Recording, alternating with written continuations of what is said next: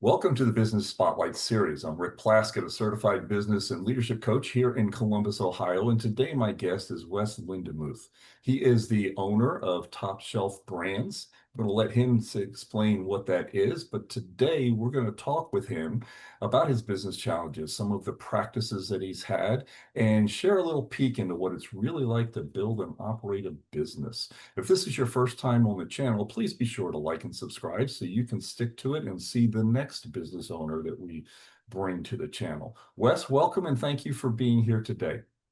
Awesome. Thanks a lot, Rick. Really appreciate it. Looking forward to diving in today. Yeah, you and I have we've talked before, and to bring the audience up to speed, would you please give us a little bit of a background on how you got to be here today and running your business, and then give us a little bit of a background on what that business is, because I think it's very unique, and I'd like for you to describe to the audience what it is and how you function. Sure. Yeah, happy to. I got my career started at University of Cincinnati, where I received a marketing degree as well as a international business degree. So I knew that going into college that I wanted to start a business. I wanted to get into these digitally native brands that were popping up left and right as the internet was starting to boom. So after graduation, quickly ran off to Southern California, where I was thinking that there may be greener pastures, new energy, and I had heard a lot of things that were happening. My buddy had recently, who graduated before me, moved out there. Thought it'd be the perfect opportunity to get out of the Midwest and try to find my way in this world, both professionally and personally. So moved out there quickly, started off in Orange County, found my way down to San Diego, and really got my career started at a company called Vincero Collective. They're a e-com watch and accessories brand that is based out of San Diego. I started there as a growth marketing manager. My role was really to find new opportunities digitally that would help grow the business, essentially finding new sales channels. So this at the beginning was influencer partnerships on YouTube, which was a huge business driver for us and a lot of younger e-com brands at that time. And then it just moved into all of these emerging social media channels. Podcasting was a huge focus. We actually did direct mailers. We did radio, TV ads. So my role at that time was to really find new opportunities for the business to grow. And through doing that, I went into business development ultimately led me into trying to take our digitally native brand offline and start finding retail partners such as Nordstrom, Saks Fifth, and many other like major retailers that you would know really well. So after my time doing that, I realized that a lot of these digitally native brands that were in between this 5 to 10 year stage of being primarily online focused, had gone through the ebbs and flows of the economy, macro environments that were affecting their business. And essentially, they were trying to find more stability within their ecosystem. So when there were ebbs and flows, online, that there was a little bit more security with, additional sales channels. So quickly, found an opportunity to break off and actually contract my company, Vincero Collective, which was kind of the start and the precipice of my business that I now own, Top Shelf Brandz. Um, and I quickly started speaking with other business owners that I had gotten to know over that time, who owned apparel companies, who had other accessories, and quickly realized that they had a very similar need as the company that I was working with had. So just quickly after starting my business, was able to get some referrals and grab a few clients to my company, Top Shelf Brandz. So what we essentially do at Top Shelf Brandz is we help digitally native brands who want to focus on their main sales channel, which is their online business. We help them take their company, build a B2B foundation, and then go offline and start pitching their brand to buyers of major retailers, which is the main focus of what we do. But we've now started branching off and realizing there's alternative sales channels within the offline world. So that can be working with resorts and hotels, that can be working with golf clubs, also working with corporate gifting and brokering opportunities for promotional and corporate gifting opportunities. And then lastly, we do a lot of international distribution to our companies as well. The great part about many of our brands is that they're set up logistically to be able to facilitate business globally. So that opens up a plethora of opportunities and obviously a lot of scale for us. But yeah, we've been in business for 2.5 years now. Things are going really well. We're continuing to see a lot of demand from these younger digitally native brands. They've seen success. They have great products, great reviews and customer satisfaction, and they're looking for new opportunities to take their brand offline. Super, super, super. So to set the stage for the viewers here, what's your current ownership structure? Are you the sole owner? Have you got outside investors working with you? Give us a little idea of where you are today. Yeah, sure. The one of the great parts about our business is that we have very low overhead. So starting the business off with just myself was extremely feasible, and is still where we're at today. There's just one owner. It's myself. We're an S corp, and we contract out one other person. Super, super. So if it's one person and another person, I guess my next natural question is, what's the role that you play today? I think it's going to be the answer is every position. Sure. How do you divide all of those positions up? Again, the nuts and bolts of working in the business versus planning for your growth and your scalability into the Yeah. strategy for the future.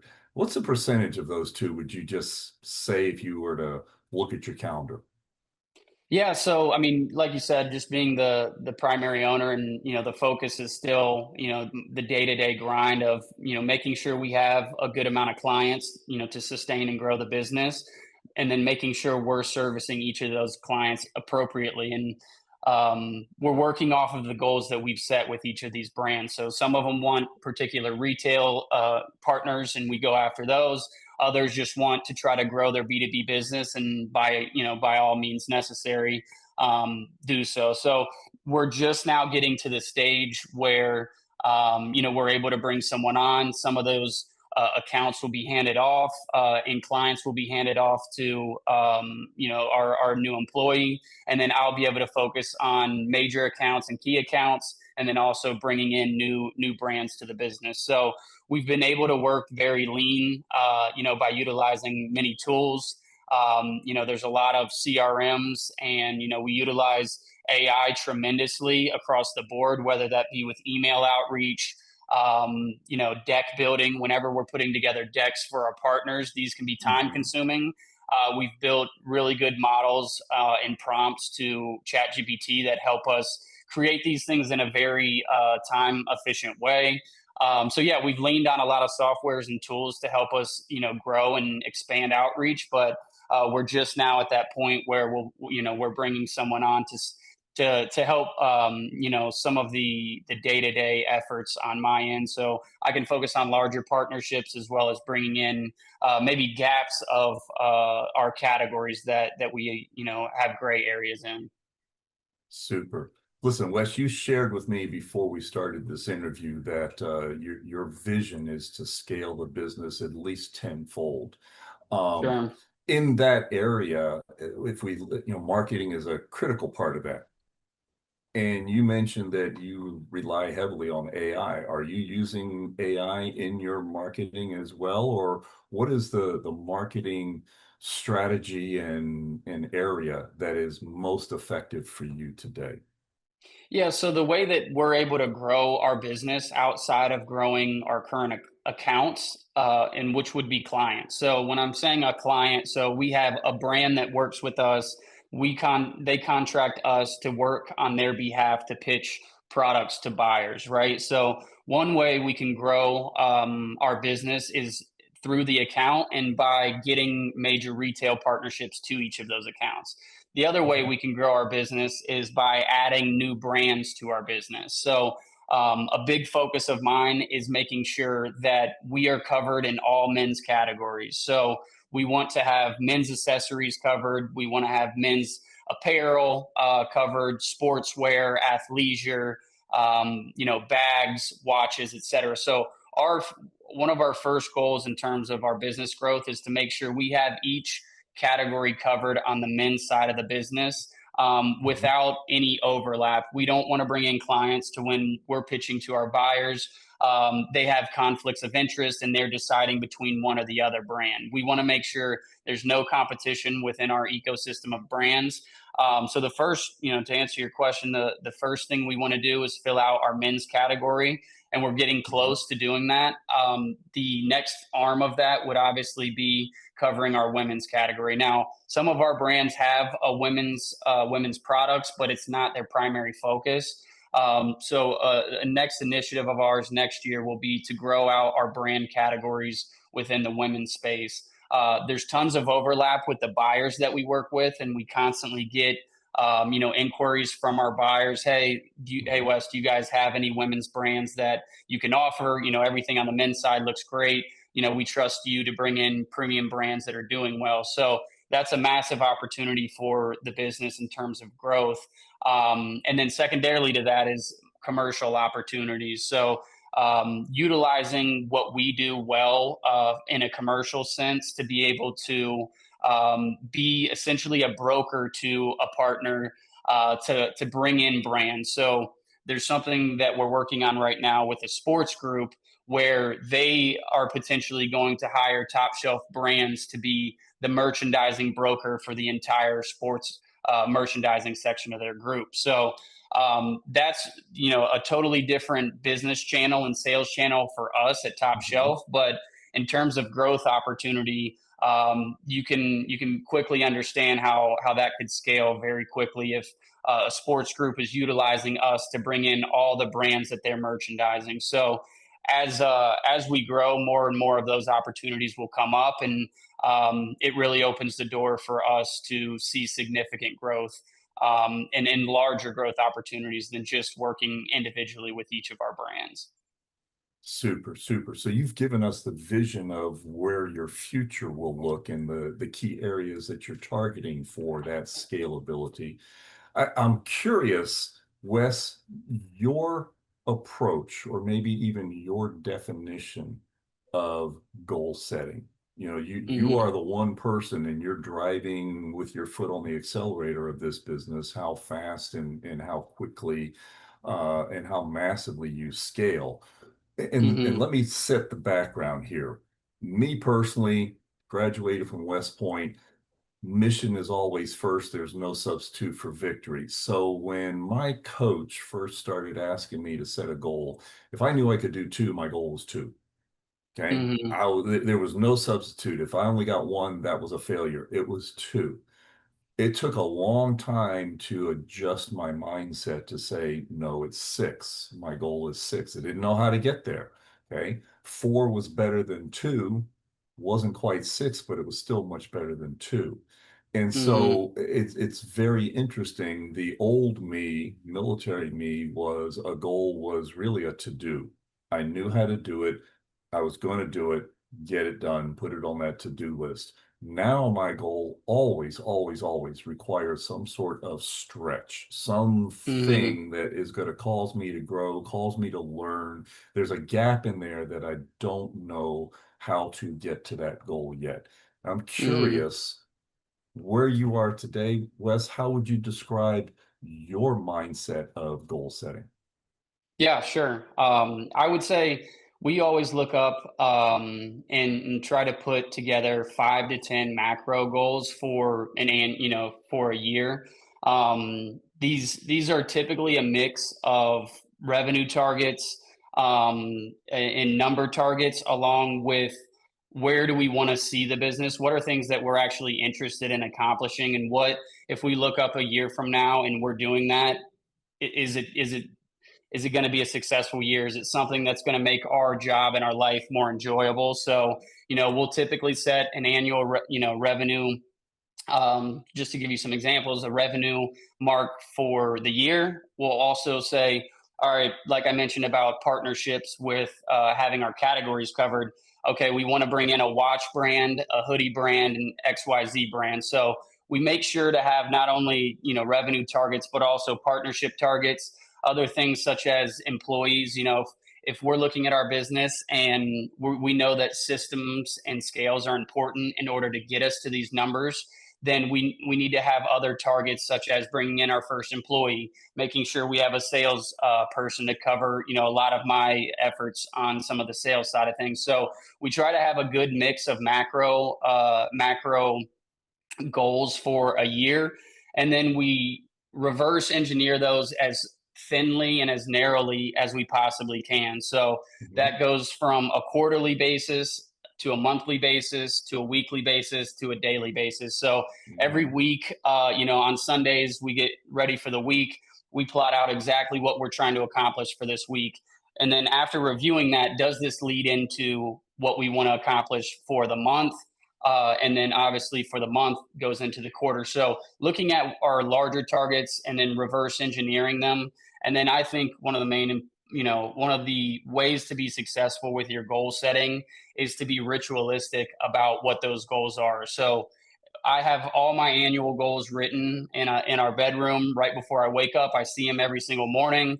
Right before I get to any hard work, I go through our weekly cadence. And then for that day, I actually write out what I'm going to accomplish for that day to make sure that it's reflecting back to what I've written for the week. So um, I think all of these things need to be connected and then constantly reassess. So a month, 2.5 months goes by. How are we tracking towards the quarterly? Have we accomplished anything that's on our annual board? If so, let's wipe it off that board and add something in its replacement. So it's a moving organism, but I think just having those larger targets to look at on a daily basis will allow you to understand if your weekly priorities are focused towards the larger target.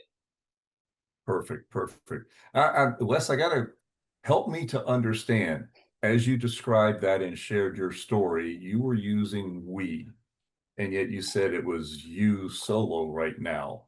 Are Sure. there other people that are in those weekly meetings and daily meetings, or are you simply that disciplined with yourself that you're looking in the mirror and saying, help me Yeah, understand yeah. your current arrangement? Sure, sure. It might sound kind of crazy, but yeah, we look at the business as eventually having a group and an organization put together. So the way that I'm operating is how I would expect anyone who's coming into our business to operate. So more recently, over the last couple months, since we have an employee, we've started going over more and more of these goals. So that's where the verbiage is coming from. But ultimately, I look at what we're doing from a business standpoint more so from a just an individual standpoint. And I think if we operate within that lens, it'll be much easier to integrate people within the business rather than trying to Mhm. tell them everything that I'm personally doing on a daily basis. So rather, if they're coming into the business and I'm telling them this is how we do it rather than just myself, it's more reflective of where the business is going, what the business is trying to accomplish rather than my own personal goals towards it. Perfect. Thank you. Thank you for clarifying that. Sure, I'm yeah. curious. You have the structure, you have the discipline, you have the system of communicating towards goal achievement. Do you also Mhm. celebrate when you do hit one of these macro goals, or when you've hit three of the driving factors to one of those macro goals? Do you celebrate that?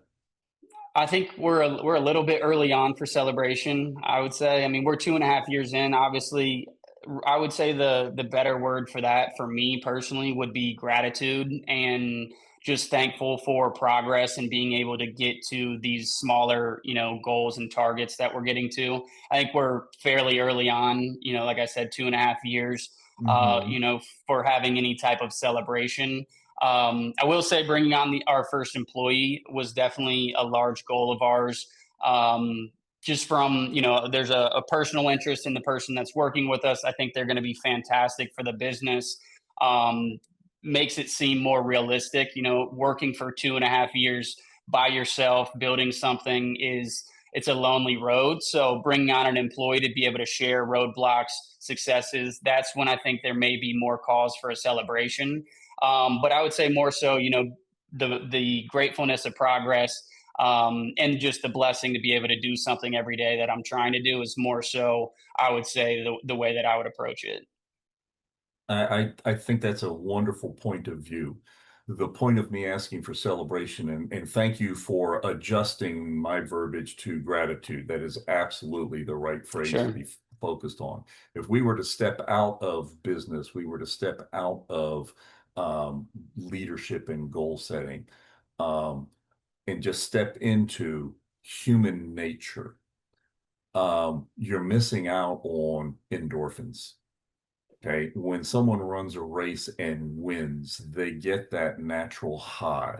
When someone simply does a little check off of their to-do list, that's a kick on the endorphins. The reason that Yep. Harley Davidson has that blop blop sound, and every last one of the riders of a Harley Davidson, when they go under an overpass, revs their engine, is to get that sound that gets that drug into their body that motivates them to do more. And so I'm in Hmm. your gratitude of recognizing how far you've come and what you've achieved. Wonder how much you could achieve with just that little extra kick of an endorphin. I know personally, I have an entire list of, I love the word gratitude. I'm going to change it this afternoon. Gratitude list of when I achieve a specific goal, this is how I'm going to celebrate my gratitude. And Hmm. it may be as simple as going to the car wash, or it may be a week-long vacation someplace. But Yeah, when yeah. I connect that feeling to the accomplishment, now I'm ready to go back and get even more. So Sure. again, consider that. Gratitude is absolutely right. What you should be doing. Don't miss out on those endorphins.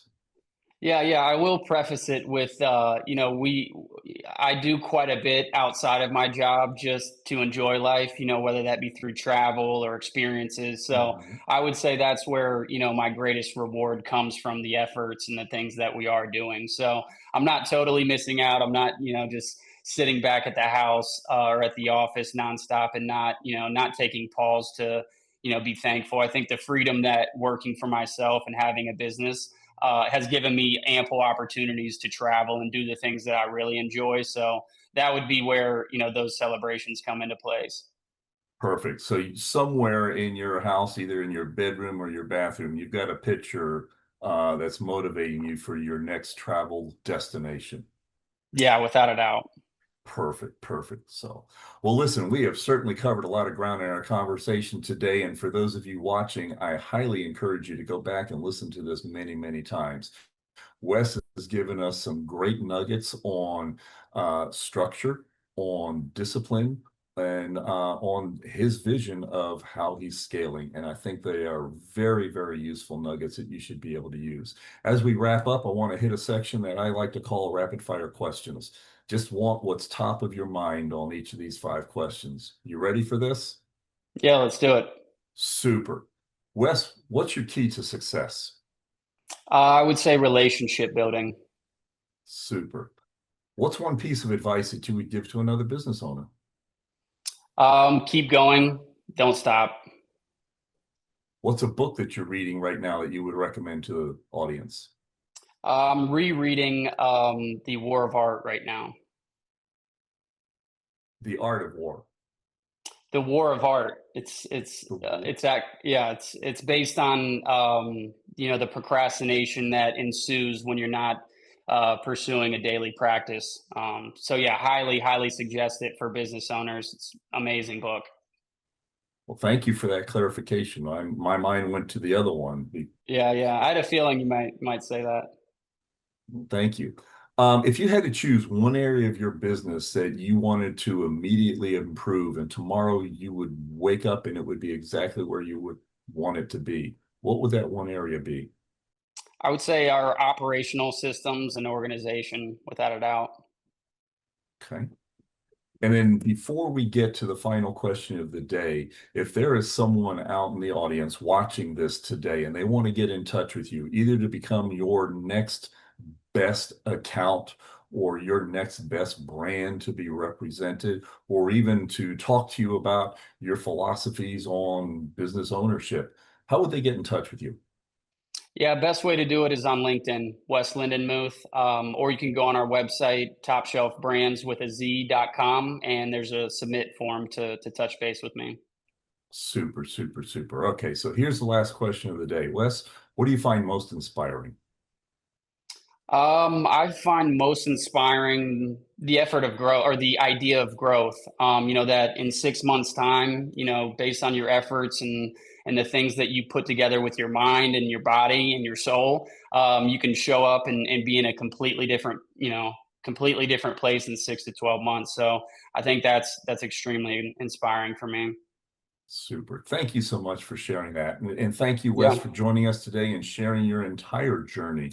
And to you in the for audience, sure. thank you for watching today. I've been inspired by talking with Wes today, and I hope you guys have too. Folks, make it a great day. Bye for now. Awesome. Thanks, Rick. Appreciate it.